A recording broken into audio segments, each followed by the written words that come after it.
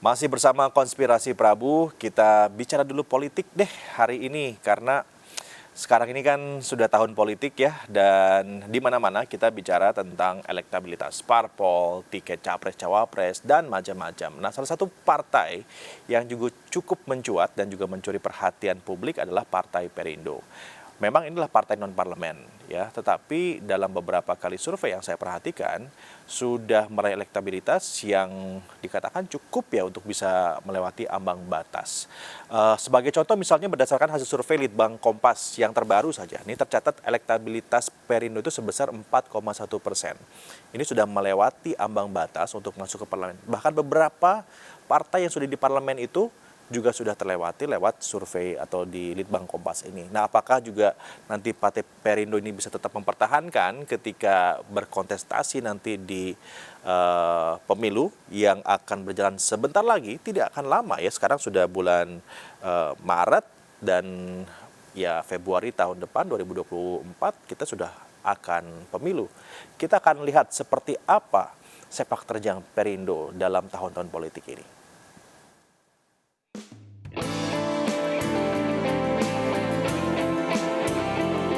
Dari hasil survei Litbang Kompas terbaru, PDIP masih menjadi parpol dengan elektabilitas tertinggi yakni sebesar 22,9%. Disusul oleh Partai Gerindra dengan 14,3% dan Partai Golkar dengan 9%. Sedangkan di papan tengah terdapat Partai Demokrat dengan elektabilitas 8,7%, diikuti oleh Partai Nasdem dengan 7,3%, Partai Kebangkitan Bangsa atau PKB dengan 6,1%, dan Partai Keadilan Sejahtera PKS dengan 4,8%. Elektabilitas Perindo di angka 4,1% unggul dari dua partai parlemen yaitu Partai Persatuan Pembangunan dengan perolehan 2,3% dan Partai Amanat Nasional sebesar 1,6%. Partai Perindo juga unggul jauh dari parpol non-parlemen lainnya yang disurvei, misalnya Partai Hanura, Partai Bulan Bintang, dan Partai Solidaritas Indonesia. Survei elektabilitas Partai Perindo Januari 2023 naik signifikan dari 1,2% pada pemilu 2019 menjadi 4,1% pada Januari 2023. Survei Litbang Kompas memiliki kepercayaan publik 95% dengan margin of error kurang lebih 2,83%. Tim Liputan iNews melaporkan. Sudah bersama kami Ferry Kurnia, Waketum DPP Partai Perindo di Konspirasi Prabu. Selamat malam Kang Ferry. Selamat malam Kang. Kayaknya capek sekali ini habis dari dapil ya? Enggak, dari Bengkulu. Dari Bengkulu? Ya. Oh, kok jauh sekali main ke Bengkulu? Biasa kok. Biasa. Muter-muter. Muter-muter. Buat partai dong. Harus Nah, partai. ini kan kita lagi ngomongin nih Kang, masalah Perindo ya. Ini bukan masalah sebetulnya ya, fakta Perindo gitu. Dalam beberapa survei ini kan cukup jadi bintang baru nih Partai Perindo ya. Bahkan di Litbang Kompas sampai 4,1%. Di beberapa survei yang lain juga ada sampai 6,6% sekian begitu. Banyak teman-teman saya, rekan-rekan saya, pengamat politik juga yang menaruh perhatian khusus nih pada Partai Perindo.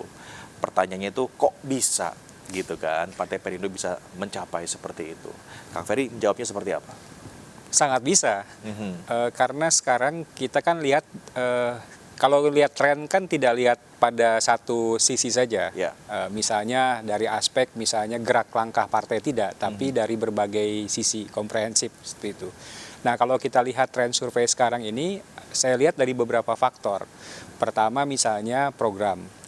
Ternyata Partai Perindo programnya bisa diterima oleh masyarakat kan seperti itu. Yang kedua ketokohan. Ini banyak tokoh-tokoh yang masuk yang memang juga bisa menyuarakan Partai Perindo itu. Dan tidak hanya di pusat tapi di daerah juga. Ini luar biasa.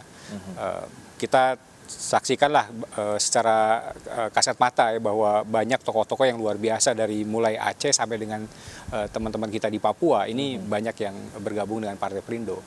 Yang ketiga tentunya kelembagaan kita. Ini juga menjadi, saya pikir menjadi poin yang sangat penting dan sangat strategis kenapa kita punya upaya untuk menaikkan elektabilitas kita. Jadi tidak hanya di tingkat aktivitas yang ada, tapi kelembagaan ini menjadi hal yang menyumbangkan luar biasa. Dan yang memang penentu adalah soal media. Jadi kita banyak juga betul-betul bisa exposure kegiatan-kegiatan kita di media secara lebih masif, dan itu diterima oleh masyarakat seperti itu. Oh, jadi Partai Perindo ini sebenarnya jujur-jujur aja begitu ya, bilang bahwa media itu sebenarnya salah satu faktor yang membuat Partai Saya Perindo pikir ini ya. mendapatkan Ya, elektabilitas setinggi ini. betul. Saya Karena pikir beberapa partai kan menyembunyikan itu. Selalu bilang biasanya ya ini karena di grassroots gitu Ya. kan, karena program kerja. Kalau Perindo menurut Kang Ferry memang fair kita menggunakan media fair, begitu. karena ini kalau bahasanya perlawanan semesta atau ini bahasanya perang semesta, ini kan berbagai jalur harus dipakai. Baik itu udara, baik itu darat, baik itu jejaring misalnya, ataupun baik itu berbagai aktivitas-aktivitas lainnya. Ya. Nah, ya kita tidak bisa pungkiri bahwa media menyumbangkan satu potensi yang luar biasa bagi aktivitas Perindo kan seperti itu. Nah, tinggal sekarang kan bagaimana teman-teman kita misalnya para bacaleg, teman-teman kita di struktur kelembagaan dari mulai tingkat pusat sampai dengan tingkat ranting Memanfaatkan itu semua Ya. dan itu bergerak bersama-sama secara masif. Saya pikir ini menjadi bagian penting dalam menaikkan elektabilitas kita di Perindo. Beberapa terobosan dari Perindo yang saya pikir cukup diapresiasi atau diterima setidaknya oleh masyarakat. Yang pertama adalah Mars Perindo. Mars Perindo yang ada di mana? Itu dari dulu itu. Itu dari dulu. Ada saya aja hafal itu Mars Iya. Perindo itu. Lalu yang kedua sempat juga membuka pencalegan online. Konvensi rakyat. Konvensi rakyat, Konvensi rakyat. betul. Sehingga semua orang berhak untuk nyalek, Ya. begitu kan Ya. spiritnya. Lalu gerobak Perindo ini Ya. yang juga cukup diapresiasi oleh publik. Sama yang keempat sebetulnya jadi Big Bang juga adalah ketika TGB bergabung ke Partai Perindo nih Kang Ferry. Bisa cerita sedikit nggak? Ini karena belum pernah dibahas di mana-mana nih sebetulnya. Bagaimana awal mula perbincangan di Partai Perindo sampai akhirnya Pak TGB itu bisa masuk ke Partai Perindo? Itu awalnya di konvensi rakyat. Awalnya di konvensi rakyat? Konvensi rakyat. Jadi konvensi rakyat kita desain untuk menarik para bacaleg secara digital. Jadi tidak hanya caleg-caleg yang memang mungkin di remote area itu bisa datang ke kantor-kantor partai seperti itu, tapi bisa jadi di luar negeri atau misalnya di manapun dengan berbagai segmen aktivitas yang ada, dia datang. Kan seperti itu. Nah, dengan adanya konvensi rakyat tidak perlu datang, dia hanya mencoba melakukan aktivitas melalui digital, melalui internet, kan, seperti itu, online seperti itu. Nah, dalam konteks yang kita desain seperti itu, konsepnya ada konsep Dewan Nasional atau steering committee-nya, ada organizing committee-nya. Nah, steering committee-nya di situ ada Tuan Guru. Tuan Guru Bajang, saya, Pak Heri Budianto, Mbak Nuning, terus ada Tama Langkun, ada Yuliandre Darwis. Kita berenam ini sama-sama di Dewan Nasional Konvensi Rakyat. Ini sebelum Tuan Guru bergabung dengan Perindo ya? Sebelum Tuan Guru bergabung dengan Perindo, dan pada waktu itu Tuan Guru Bajang masih sebagai Wakil Komisaris Utama BSI. Seperti itu kan. Oke. Yuliandre Darwis anggota KPI. KPI. Tama Langkung masih di LPSK kan seperti Betul, itu. betul. Saya sendiri kan masih di Netgrid. Jadi belum bergabung di sana. Ini di Dewan Nasionalnya atau SC-nya. Oke. Nah, di OC-nya itu teman-teman pengurus yang ada. Walaupun ex officio memang ada. Di situ ada Mbak Angela dan kawan-kawan yang lain. Nah, disitulah mulai proses-proses internalisasi, proses-proses kita ngobrol, pengenalan, bertransformasi, dan disitulah akhirnya beberapa kami ini hijrah ke Partai Perindo sebagai bagian dari struktur. Saya, Bang Herbut, kalau Mbak Nuning kan udah duluan kan seperti itu, udah lama. Terus akhirnya Tuan Guru Bajang ikut. Akhirnya Tuan Guru Bajang sampai bergabung. Akhirnya juga ikut kepada Partai Perindo. Itu kan lumayan juga tuh. Mengguncangkan dunia politik di Indonesia. Ya, betul. Karena Tuan Guru Bajang begitu loh bergabung dengan Perindo. Anda melihat gabungnya Tuan Guru Bajang ke Perindo ini memberikan efek dong untuk sangat memberikan efek. Disinilah kita melihat bahwa Perindo ini memang milik bersama. Perindo ini memang inklusif gitu kan. Jadi semua anak bangsa, semua kalangan itu bisa masuk di Perindo, termasuk sekaliber Tuan Guru Bajang, seorang tokoh ulama hafiz Quran, dia mantan gubernur 2 periode misalnya seperti itu, ternyata tertarik juga. Dan saya yakin tertariknya ini pasti ada kaitan dengan visi misi yang ada di Partai Perindo itu sendiri. Dengan kondisi seperti itu, maka kita berkhidmat lah, mengazamkan diri untuk kita sama-sama yuk bergerak dalam satu forum yang sama, yaitu di Partai Perindo seperti itu. Tapi saya memperhatikan begini, Kang Ferry. Ini kan saya duduk sebagai wartawan ya, sebagai jurnalis. Saya harus bertanya dan kritis kepada Kang Ferry ini. Dalam banyak wacana, sebetulnya Perindo cukup kritis, aktif bersuara tentang masalah perempuan, feminisme, hukum, politik gitu ya, sosial dan macam-macam. Bahkan internasional pun sering bersuara ya. Saya sering mendapatkan kutipannya. Tapi tidak seperti partai lain ya yang mendeklarasikan capres cawapresnya. Ya, PSI punya capres cawapres walaupun bukan dari kader sendiri. Partai Gelora pun punya capres cawapres, itu dari partai sendiri tuh. Ya kan? Kemudian dari partai-partai lain juga sudah menunjukkan keberpihakannya akan mendukung siapa setidaknya gitu. Nah, dalam area ini nih, Partai Perindo itu cukup vakum dan tidak terang-terangan ya menunjukkan keberpihakannya kepada siapa, mendukungnya kepada siapa, atau akan mengorbitkan siapa dari dalam. Padahal ada punya Tuan Guru Bajang di Partai Perindo, punya Haritanu Sudibyo, Pak Ketum ya di Partai Perindo, yang kalau Pak Hari ini sudah masuk ke survei bahkan mungkin Tuan Guru jika dipatik bisa juga masuk ke survei juga. Kenapa tidak melakukan itu?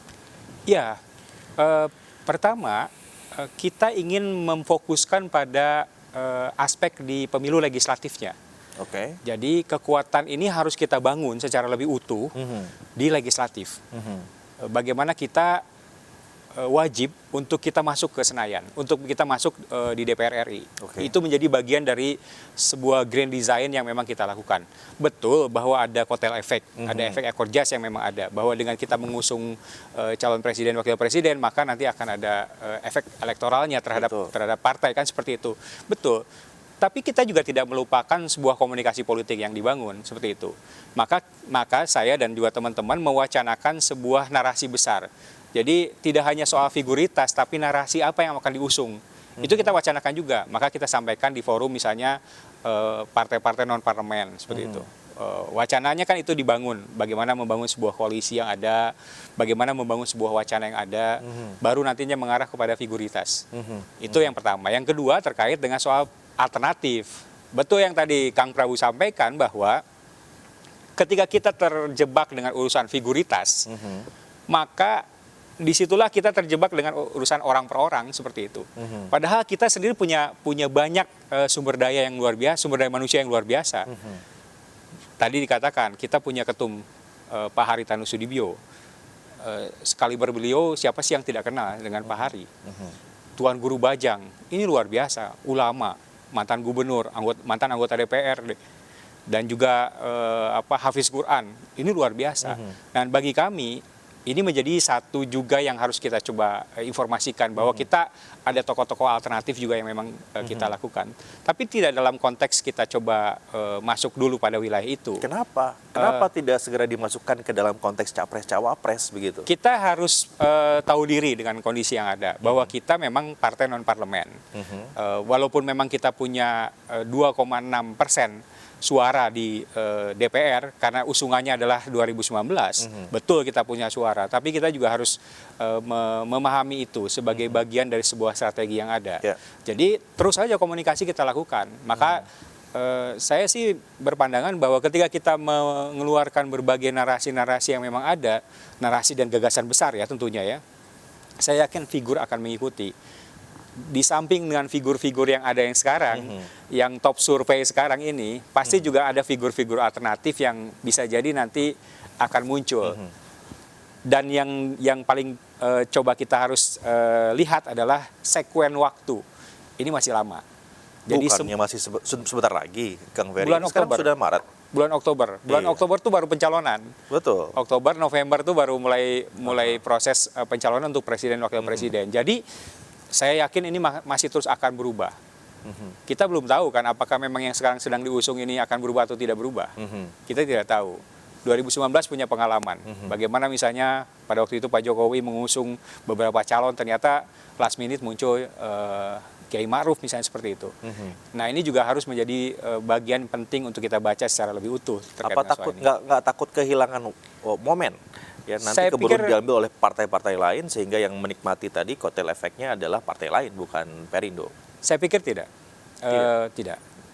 Karena Perindo, Pak Hari sendiri sudah biasa berdiskusi dengan saya dan beberapa teman. Kita harus punya banyak strategi dan kekuatan yang ada, dan di Perindo kita punya strategi itu. Kapan kira-kira waktu yang tepat untuk mengemukakan informasi itu bahwa Perindo ini akan ke sebelah sini? Memang pada waktu ulang tahun Perindo ke-8 itu Pak Jokowi juga membuat statement kan. Betul. Hati-hati untuk memilih calon presiden, tapi jangan lama-lama. Jangan lama-lama. Nah, ya kita atur mungkin sekitar setelah proses pencalegan ini selesai di bulan Mei. Nanti kita mungkin bulan Juni kita sudah mulai running untuk siapa nanti akan kita usung calon presiden wakil presidennya. Seperti itu. Karena kalau mengusung capres-cawapres dari nama-nama yang sudah beredar itu memberikan efek kepada partai, begitu. Betul. Ya Pak Kang Ferry ya. Tapi kalau misalnya Anda ingin sosok internal aset politik Partai Perindo ini yang ingin muncul, tentu secepat mungkin informasi itu disampaikan akan memudahkan orang untuk memframing tokoh-tokoh ini masuk ke dalam figur-figur yang akan berkontestasi di capres-cawapres, begitu Kang Ferry. Nggak takut kehilangan kesempatan itu? Saya pikir mungkin saja dalam konteks momentum bisa jadi. Tapi kan saya yakin akan banyak momentum lain yang memang kita bisa upayakan dan kita desain itu menjadi satu faktor yang sangat penting bagi kita yang nanti akan mendobrak elektoral kita seperti itu. Kang Ferry, ya. Jadi kami tunggu ya. Insya Allah mudah-mudahan pertengahan tahun ini akan mudah-mudahan ya. Ini Ketum ini kan juga sedang mencari figur-figur yang komunikasi ya. politik terus. Kami juga diajak diskusi untuk proses-proses seperti itu kayak gitu. Tadi kan saya bilang sama Kang Ferry bahwa salah satu positioning Perindo atau komunikasi politik Perindo yang juga cukup mujarab itu adalah Mars Perindo ya, dinyanyikan oleh banyak orang termasuk juga anak saya sendiri di rumah. Gitu, kalau ada iklan Mars Perindo tuh dia bisa ikut langsung menyanyikan begitu. Sekarang saya mau tantang. Nah, kita Jailin Waketum dari Partai Perindo, apakah hafal dengan Mars Perindo? Jangan-jangan ini Kang Ferry ya setiap hari nih minta orang nyanyiin, Kang Ferry-nya nggak hafal. Coba saya mau tes sekarang dadakan ya Kang Ferry ya. Wah, gawat. Ini kalau nggak hafal malu-malu ini. Waktu bisa dicabut nanti. Coba ya, gawat. Berani ya Kang Ferry ya. Yes. Saya mau tantang nih Kang Ferry nih untuk coba nyanyiin. Teman-teman sudah siap musiknya? Oke, coba Kang. Mars Perindo ya. Marilah seluruh rakyat Indonesia, arahkan pandanganmu ke depan. Raihlah mimpimu bagi nusa bangsa, satukan tekad untuk masa depan. Pantang menyerah. Tapi terima kasih banyak ini Kang Ferry. Saya pikir informasi juga untuk publik ya bahwa Partai Perindo ini maksudnya sudah dalam jalannya begitu ya untuk bisa menatap nanti kemenangan di pemilu 2024. Semoga sukses dengan Partai Perindonya. Dan Kang Ferry nanti nyalek di mana rencananya? Insya Allah saya di Jabar 1. Jabar 1 tuh. Jabar 1 ini yang namanya Ferry Kurnia di sini ya. Terima kasih sudah menyaksikan Konspirasi Prabu. Selamat malam.